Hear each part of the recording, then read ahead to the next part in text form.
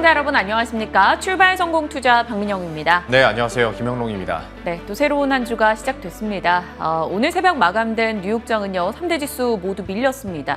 이제 오늘 밤부터 해서 금융주들 실적 발표하면서 본격적인 어닝 시즌이 시작될 텐데 이를 앞두고 면화, 목재, 또 원유, 알루미늄 가격이 다 올랐습니다. 인플레 우려가 지속되면서 시장에는 불안감을 키우는 요소로 작용하고 있는데 우리 장이 또 이걸 어떻게 소화하나 봐야겠죠. 전 세계적으로도 그렇고 우리나라도 그렇고 물가가 역시 고공행진을 이어가고 있죠. 하다 보니까 인플레 우려가 나오는 건데 여기에다가 경제 지표는 약간 주춤한다면 이제 이걸 뛰어넘어서 당연히 또 스태그플레이션 얘기가 나올 수밖에 없거든요. 네. 그래서 더 면밀하게 경제 지표들에 대한 흐름들, 추이들은 잘 살펴야 될 것 같고 또 우리나라 내부적으로 봤을 때도 원달러 환율이 이제 1195원 선 넘어가고 1200원대까지 근접을 했습니다.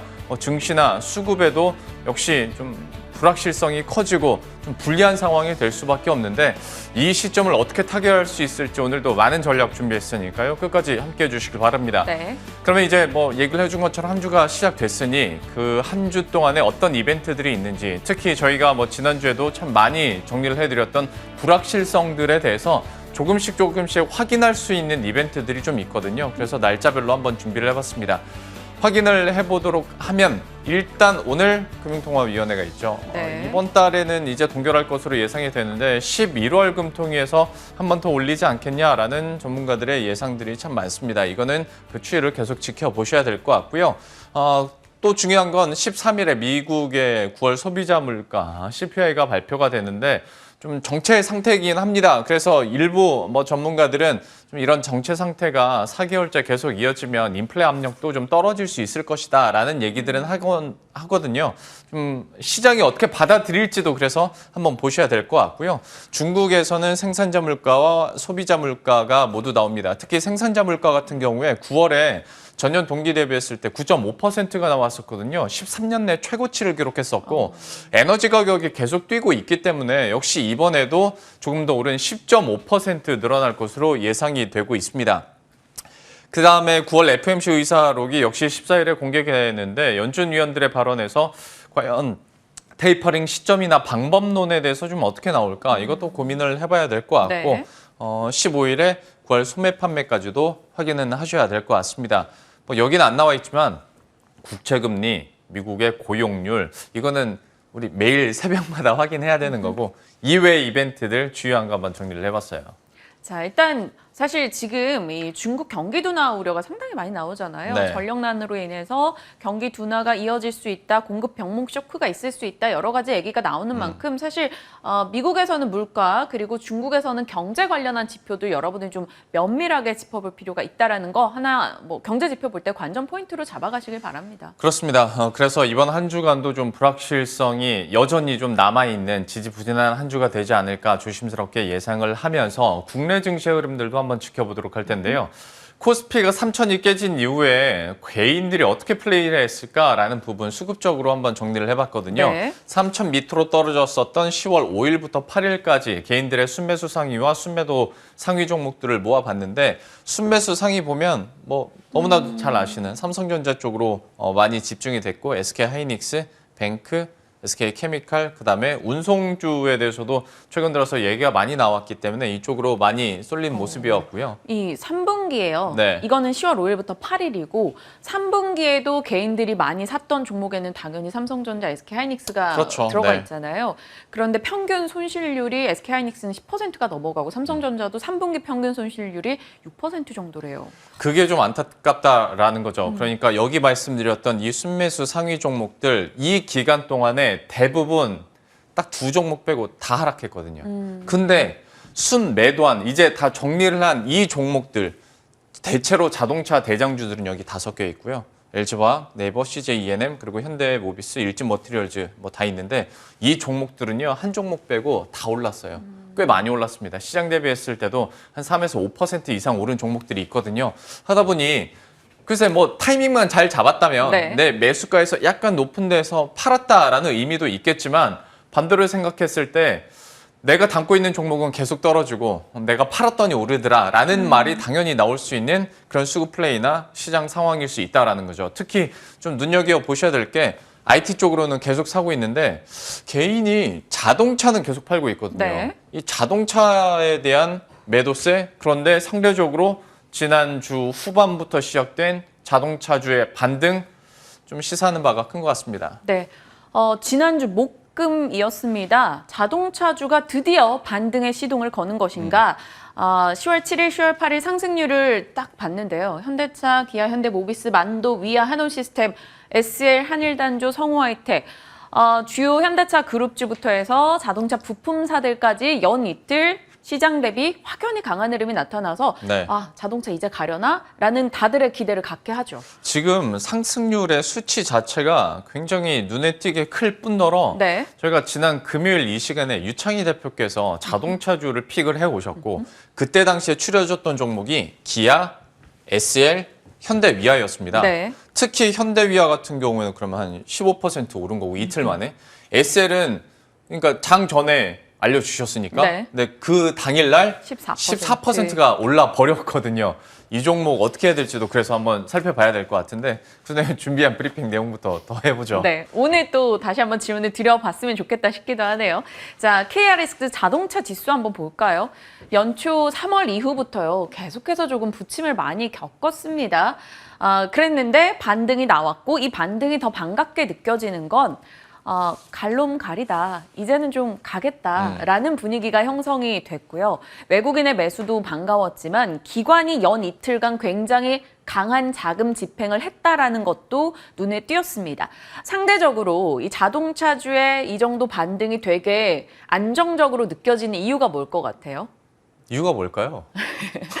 일단 다른 섹터나 다른 종목이나 시장에 대해서는 우리가 네. 불확실성이 너무 많잖아요. 네. 근데 자동차의 악재는 네. 우리 다 안다라는 거예요. 반도체 수급? 그렇죠. 아는 이유로 빠졌고 그건 결국 나아질 거야라는 계속된 희망을 주고는 있으니까. 상반기 때도 하긴 했잖아요. 하반기 때 그러니까요. 나아진다고 했었는데. 그러니까요. 그 부침을 겪었지만 이번에는 또 다르지 않을까라는 그 기대, 어찌 보면 희망 고문이 될 수도 있지만 네. 일단은 수급적으로 달라지고 있으니까 다시 한번 체크를 하는 거죠. 자동차 반도체가 사실 동남아 코로나 확산에 조금 치명타를 받았었습니다. 우리가 알고 있던 악재죠. 반도체 부족으로 차량 생산 손실, 전 세계적인 업체들 다 동일하게 나타냈고 이 현대차, 기아 좀 비교적 선방하다가 우리도 역시나 하반기에는 좀 타격을 받았었죠. 그리고 중국에서 지금 내연기관차 수요가 둔화되고 있다라는 점, 그 타격도 일부 영향이 있겠죠. 그랬는데 이게 나아질 거야 라는 희망이 등장을 하고 있습니다. 그래서 자동차주 상승에 좀 더 힘을 실어주고 있는데 네. 열어보실까요? 말레이시아랑 그 베트남이 차량용 반도체 생산의 한 80%를 네. 담당하는 공장들이 밀집되어 있죠. 거기에 근데 코로나로 인해서 7월까지 이렇게 신규 확진자 수가 쭉쭉 늘어나면서 타격이 있었다라는 거죠. 그랬는데 이 신규 확진자 수가 줄어들면서 이제 차량용 반도체 수급 조금은 더 원활하지 않을까 기대로 이어지고 있는 겁니다. 넘겨보실까요? 동남아발 차량용 반도체 쇼티지 상황이 극복될 수 있다라는 기대인 거죠. 9월만 해도요, 말레이시아 백신 접종률이 50에서 60%였는데 10월 들어서 이게 껑충 뛰었어요. 80에서 90%로. 그러면서 공급 불안 연내 해결될 거다라는 기대로 이어졌고 판매 괜찮지 않겠어? 라는 분위기입니다. 일단 누구나 알고 있던 악재가 조금 나아질 수 있다라는 기대를 가졌고 그리고 누구나 알고 있던 악재에 시달리는 과정 속에서 주가는 많이 내려왔다라는 거죠. 네. 그래서 증권사에서는 곳곳에서 저평가되어 있다라는 데는 공감하는 의견을 내고 있습니다. 넘겨볼까요? 6개월 사이에 PER만 봐도요. 많이 떨어졌습니다. 네. 그래서 이미 좀 악재를 다 반영한 게 아니냐 그런 주가 수준까지 왔다라고 표현이 되는 거죠. 그렇다면 지금 사실 차량용 반도체 쇼크로 인해서 실적은 그렇게 좋지 않을 거예요. 네. 기대치를 어느 정도는 낮춰야 되는 상황인 거죠. 그러면 이 상황을 매수 기회로 삼아야 되는 것인가? 조금 길게 놓고 봤을 때는 이만한 안정적인 투자처가 지금 있을까라는 생각도 하게 되거든요. 그래서 오늘 다시 한번 좀 돌다리 더 두드려보는 의미에서 정말 괜찮은지 질문을 해주세요. 알겠습니다. 그리고 또 이렇게 자동차주 브리핑을 듣다 보니까 저희가 지난주에 참 많이 했던 얘기 중에 하나가 한 8가지 악재가 지금 다 뭉쳐져 있는데 그중 하나만 해결되면 의외로 반등이 좀 세게 나올 수 있다라는 얘기를 해드렸었거든요. 지난주에 이 말레이시아 소식과 함께 반도체 수급 좀 정상화될 거다라는 뉴스 그 한 토막 나오니까 또 자동차주 반등이 이렇게 세게 네. 나오잖아요. 연속성을 가질 수 있을지 그리고 현 상황에서 또 어떤 종목을 봐야 될지 잠시 후에 전문가와 함께 이야기 나눠보도록 하겠고요. 세 번째는 오랜만에 백화점주 얘기도 해보도록 하겠습니다. 왜냐? 위드 코로나가 이제 당국으로부터 계속 워딩이 직접적으로 나왔기 때문에 네. 지난 7일에 정은경 청장이 11월 9일에 위드 코로나 가능성에 대해서 얘기를 했죠. 날짜가 이렇게 직접적으로 나오다 보니까 우리는 더 구체적으로 생각할 수밖에 없고 거기다가 이제 내일 코로나19 일상회복지원위원회가 첫 회의를 갖고요. 이번 달 안에 관련한 구체적 로드맵을 마련하기로 했습니다. 이제 우리도 준비를 해야 되는 거죠. 하다 보면 우리가 지금까지 뭐 항공부터 여행, 면세, 유통 얘기들 참 많이 했습니다. 위드 코로나 수혜주로요. 그런데 그 백화점주를 좀 더 살펴보도록 할 텐데 긍정적인 지표를 하나 더 말씀드리면 그 접종률 말레이시아 보셨잖아요. 네. 우리나라도 만만치가 않습니다. 지금 77.7%까지 접종률이 높아져 있는 상황이고요. 그 위드 코로나 기준점이 접종률 80% 이상이면 위드 코로나 갈 수 있다라고 얘기를 했으니까 사실상 뭐 달성했다고 봐도 무방하겠죠. 하다 보면 역시 이제 구체적으로 돈이 어디로 몰리겠느냐. 돈을 써야 되는 거고 지금까지 옷을 많이 못 샀으니 옷을 좀 사야겠다라는 생각도 드실 텐데 실제로 지표가 있습니다. 그래서 다음 표를 넘겨보도록 네. 하죠. 일단 여러분들 소비자 심리 지수는 너무나도 잘 아실 거예요. 회색선인데 이와 거의 동조돼서 같이 움직이는 게 의료비 지출 전망이거든요. 소비자 심리 지수가 최근 들어서 약간 좀 주춤하긴 했어요. 아무래도 코로나19 시기가 계속 길어지고 있고 다시 한번 신규 확진자가 늘어나다 보니까 주춤하긴 했는데 9월 달에 약간 반등을 했고 이것보다 위드 코로나가 되면 더 갈 수 있기 때문에 이제 어느 정도 돈만 마련되면 총알만 되면 나는 의류 소비를 더 할 거야 라고 생각하실 수도 있을 것 같습니다. 하다 보면 아울렛을 가든 백화점을 가든 어디든 가겠죠. 그러면 그 유통업체들의 실적은 좋아질 겁니다. 3분기 실적에 대한 기대감들이 그래서 좀 나오고 있는데요. 일단 보시면 신세계가 영업이익 전망치가 전년 동기 대비했을 때 316% 증가할 것으로 예상이 되고 있고요. 네. 롯데쇼핑과 현대백화점도 30%대 증가세가 전망이 되고 있습니다. 요즘 들어서 신세계는 이미 했고 롯데쇼핑과 현대백화점도 외형 확장을 굉장히 빠르게 하고 있거든요. 백화점도 그렇고 아울렛도 그렇고 이쪽으로도 긍정적인 전망들이 나오고 백화점 쪽이야 앞서 말씀드린 것처럼 옷 많이 사면 특히 남성복이 많이 팔리면 백화점은 잘 된다. 바로미터라고 하더라고요. 남성복 매출이 늘어나고 있기 때문에 이쪽도 긍정적이고 참 힘들었던 면세점도 이제 좋아질 거야 라는 기대감들이 있으니까 그리고 또 주가는 많이 떨어졌거든요. 여기에 대한 기대감도 충분히 실어볼 수 있을 것 같아요. 제가 인간 지표인가 봐요. 깜짝 왜요? 놀랐어요, 지금. 저도 요즘 들어서 네. 정말 도통 옷을 안 사다가 요즘 들어서 그럴 옷을 리가요. 사고 있고. 네. 아니에요. 예. 한동안 안 샀어요. 그러다가 옷도 사고 아울렛도 열심히 가고 백화점도 한 번씩 둘러보고 있는데 네. 한 2주 안 사셨나 보네요. 한 6개월 안 샀다가 가을 되니. 근데 우리가 리오프닝 관련해서 위드 코로나 하면서 정말 많이 얘기 나눴었잖아요. 네. 그런데 하나 우리 이 의류 쪽, 이런 쪽 제외하고 염두에 둬야 되는 게 대표적인 리오프닝이 항공이었잖아요. 네. 근데 밤사이 또 유가 올라가고 환율 상승하고 이러는 모든 여건이 사실 항공주에는 좋지 않기 때문에 리오프닝주 내에서도 이런 대외 여건을 좀 잘 체크하시면서 그때그때 대응이 필요하지 않나, 요거 좀 주의점으로 말씀드리고 싶어요. 예, 그러면 거기에 따라서 더 이쪽이 매력이 부각될 그렇죠. 수도 있는 건데 좀 어떤 투자 의견이 가능할지 바로 전문가와 함께 이야기 이어가 보도록 하겠습니다.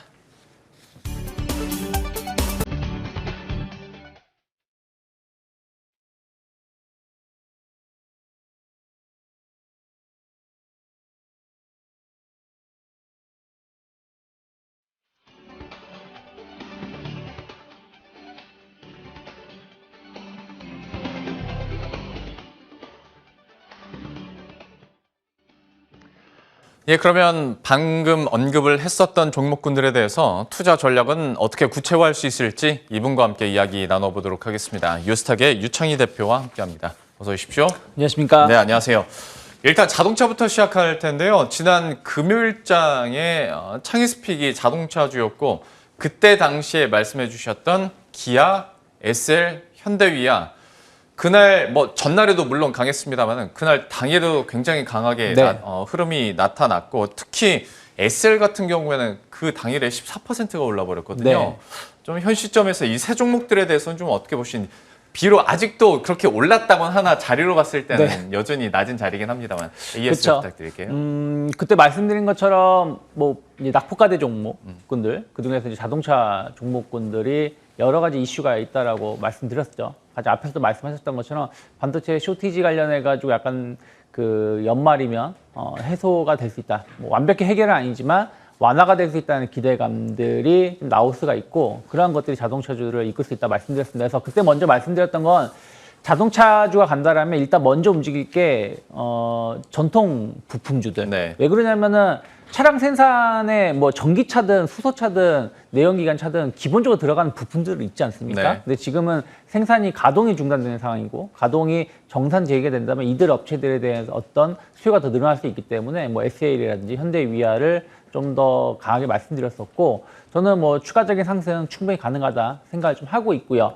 뭐 계속 말씀드리지만 만약에 이제 자동차 생산이 정상적으로 이루어진다라면 국내 현대 기아가 가장 큰 수혜를 입을 수 있습니다. 왜 그러냐면 지금 자동차 교체 수요는 계속 늘어나고 있는데 SUV 지금 차량이 없어서 판매를 못할 정도지만 그만큼 또 교체 수요가 늘어나면서 발생하는 게 세단 관련된 수요거든요. 네. 근데 글로벌 자동차 업체들이 SUV 쪽에 좀 집중하는 경향이 있었는데 우리나라 그 회사들은 SUV도 집중했지만 세단도 상당히 신차라든지 이런 부분들이 있었기 때문에 그런 것과 관련해서의 어떤 점유율을 높일 수 있다 생각을 좀 하고 있어요. 그래서 정말로 반도체 어떤 부족 현상이 이번 4분기 늦어도 내년 초에 해소될 수 있다는 어떤 기대감이 형성된다라면 자동차주 연말 내년 초까지의 랠리 좀 더 이어질 수 있다 생각을 좀 하고 있고 그리고 좀 이제 다른 부품주들 보신다라면 어찌되었든 그 현대차 기아차가 가장 높은 성장세를 보여준 게 전기차 비중이거든요. 네. 그러면 전기차 관련해서 뭐 우리 산업이라든지 특히 이제 리비안이 상장에 대한 어떤 기대감들 제2의 테슬라라고 불리지 않습니까? 그래서 네. 그런 부분들 보신다라면 뭐 PHA 같은 기업들도 충분히 그 지금은 아직은 뭐 완벽하게 고점을 돌파하지 못하고 있지만 좀 신고가 행진을 갈 수 있는 모습을 좀 만들고 있지 않나 생각하고 있습니다. 참 리비안 관련주가 지난 금요일 시간의 거래에서도 꽤 강한 상승 흐름을 기록하기도 했었는데 관련주에 대해서도 다시 한번 언급을 해주셨고 또 뭐 투자 포인트란 게 지난 금요일에서 지금 뭐 4일 지났다고 바뀔 건 아니니까 그쵸. 똑같은 투자 포인트로 앞서 언급을 해드렸던 세 종목에 대해서도 추가적인 상승 흐름 한번 기대해 보도록 하겠습니다. 자동차주에 대해서 이렇게 살펴봤고 이번에는 오랜만에 백화점주로 얘기를 해보도록 하죠. 위드 코로나 얘기 나오면 현대백화점 쪽으로 얘기는 간간히 좀 해드리긴 했었습니다만은 백화점주를 아예 다 모아서는 정말 오랜만에 하는 것 같아서요. 네. 이 종목들에 대해서는 좀 어떻게 보세요? 네, 원래 이제 코로나 이제 델타 변이 바이러스 때문에 3분기 때 네. 상당히 유통가가 좋지 못할 것이라는 우려감들이 있었는데 백화점주들 예상되는 3분기 실적은 상당히 선방하는 모습들, 좋은 실적을 좀 예상을 좀 하고 있습니다. 그 이유 중에 하나가 이제 명품 소비가 상당히 높게 나오고 있고 뭐 패션 관련해서의 고가 제품들의 수요가 뭐 엄청나다고 합니다. 뭐 샤넬 같은 경우는 특정 제품에 한해서는 구매 한도, 그러니까 1인당 구매 한도를 제한하겠다라는 소식도 나올 정도로 지금 엄청난 수요를 좀 보여주고 있는 것들이 백화점의 실적을 좀 증가시키고 있고요. 그리고 이제 최근에 백화점들이 최근에 이제 오픈되는 이제 새로 신규 오픈하는 백화점의 흐름을 보신다면 약간 체험형 네, 맞아요. 쇼핑이라든지 뭐 그리고 그 편지숍 같은 거, 뭐 패션 편지숍 같은 이런 매장들이 늘어나다 보니까 관련해서 어떤 꼭 쇼핑을 하지 않더라도 백화점을 방문하는 사람들이 많이 생긴다는 것이죠. 또 결국엔 또 백화점 가게 되면 관련된 소비를 또 하게 되는 것이고 그러한 것들이 전체적인 매출을 증가를 시키고 있다 생각을 좀 하고 있습니다. 거기다가 이제 4분기 이제 뭐 11월 늦어도 11월 중순이면 위드 코로나가 진행이 될 것이고 거기다가 이제 그 코리아 페스티벌 세일 페스타. 세일 페스타도 시작을 한다라는 것이죠. 그러면 백화점 중심으로 해가지고 또 매출이 또 늘어날 수 있다는 것은 또 주가를 끌어올릴 수 있다 생각을 좀 하고 있습니다. 그래서 유통주들이 뭐 우리가 딱 선택할 수 있는 선택지가 많지는 않아요. 엄밀히 네. 따지면 뭐 편의점주 그리고 백화점주, 솔직히 온라인 쇼핑몰 관련해서는 그렇게 주가 흐름이 좋은 건 아니고 약간 그렇죠. 이제 뭐 이커머스 관련해가지고 일부 기업을 제외하고는 선택지가 많지 않은데 백화점주들 최근의 흐름을 보시면 주가가 많이 좀 하락을 했다가 이제 좀 반등을 좀 보여주려 하고 있기 때문에 한 번 정도는 접근해 볼 수 있다 생각을 좀 하고 있고요. 저는 현대백화점을 좀 탑픽 종목으로 보고 있는데 어떻게 보면 현대백화점이 가장 뒤늦게 아울렛이라든지 네. 뭐 이런 새로운 형태의 백화점의 형태의 사업을 개시를 했기 때문에 이와 관련해서 어떤 신선함이 좀 있고 또 최근에는 뭐 해외 뭐 여행을 못했기 때문에 그것이 별로 좋지 못했지만 어쨌든 제일 뒤늦게 그 면세점 사업을 진출했는데 이 면세점 사업부에 대한 어떤 성장 개선에 대한 어떤 기대감들도 현대백화점의 주가를 끌어올릴 수 있는 요소가 될 수 있지 않을까 생각하고 있습니다. 역시 백화점주 중에서는 최선호주로 현대백화점 얘기를 해주셨고 또 지금 구간에서도 충분히 매력 포인트가 있다라고 얘기를 해주셨으니까 관심이 있으신 분들은 지켜보시길 바라겠고요. 바로 코너 속의 코너로 그러면 넘어가 보도록 하겠습니다. 오늘의 창의 스픽은 어떤 걸지 확인해 보도록 하죠. 스태그플레이션 단어가 또 나왔습니다. 이런 우려가 확산이 되다 보니까 그러면 이걸 역이용할 수 있는 수혜주가 뭐가 있을까? 좀 투자 아이디어 어떻게 갖고 계신 거예요? 네, 지금 글로벌 증시가 흔들림이 계속 연쇄 파동으로 이어지는 게 처음에는 헝다 이슈들, 네. 그리고 이제 뭐 물가 인상, 특히 이제 원자재 뭐 이런 유가 관련된 상승은 뭐 헝다 이슈 이전부터 발생했습니다. 근데 최근 들어서 뭐 천연가스 이제 유가가 계속 고공행진하죠. 유가도 계속 신고가 행진을 보여주고 있고 거기다가 이제 이런 이슈들 때문에 세계 그 공급망 중국이라든지 뭐 인도라든지 이런 나라에서의 어떤 생산이 좀 전기 문제 때문에 전력난 때문에 생산을 못 하고 있다라는 문제점들까지 지금 이어지고 있습니다. 그래서 이런 부분들이 단번에 해소가 될 수 있는 이슈들이 아니라는 거예요. 우리가 할 수가 없는 것들이니까. 일반 뭐 러시아, 천연가스는 러시아, 뭐 유가라면 뭐 산유국들 이런 국가들이 조정을 해줘야 되는데 그게 쉽게 조정이 안 된다라는 것이죠. 그러면 이런 이슈는 좀 장기적으로 갈 수밖에 없다 생각을 좀 하고 있습니다. 거기다가 뭐 환율적인 문제, 뭐 테이퍼링 우려감들 이것들이 이제 복합적으로 작용하고 있는데 그러면은 뭐 꼭 스태그플레이션이라고 해서 모두 안 좋을 것이냐? 그 와중에서도 좀 수혜를 입을 수 있는 거, 상대적으로 좀 기대해 볼 수 있는 섹터를 좀 바라보면 좋은데 과거에 스태그플레이션 하면은 뭐 연초에도 그런 얘기를 좀 드렸지만 약간 원자재 관련된 기업들을 집중 타겟을 해서 얘기를 해드렸었는데 지금 의외로 원자재 관련된 기업들 주가 흐름 보시면 썩 좋은 모습이 아니에요. 무슨 얘기냐면 너무 가격이 문제가 생기거나 혹은 지금 생산 쪽에 어떤 문제가 생긴다라면 전체적인 영향을 받을 수밖에 없기 때문에 경기 둔화에 우려감으로 주가가 좀 하락하는 것이라서 전통적인 개념보다는 조금 선별을 해서 접근하는 게 맞다 생각하고 있고 어쨌든 유가가 계속해서 상승하고 있고 저는 뭐 $90, 뭐 $100까지도 좀 바라보고 있는 상황이라면 유가 관련된 기업들 특히 S-오일이 유가 연동성이 가장 크다 생각을 좀 하고 있습니다. 그래서 만약 유가 관련돼서 흐름을 보신다라면 S-오일을 좀 지켜보시면 좋다 생각을 좀 하고 있고 네. 또 아까 말씀드린 것처럼 좀 천연가스 뭐 유가 이런 것처럼 에너지 관련해서 어떤 문제가 발생하고 있는 것이기 때문에 에너지 관련된 사업을 또 주력을 하는 물론 이제 유가와도 연관성이 있지만 GS도 상당히 좀 긍정적으로 좀 해석해 볼 수 있다 생각을 좀 하고 있고요.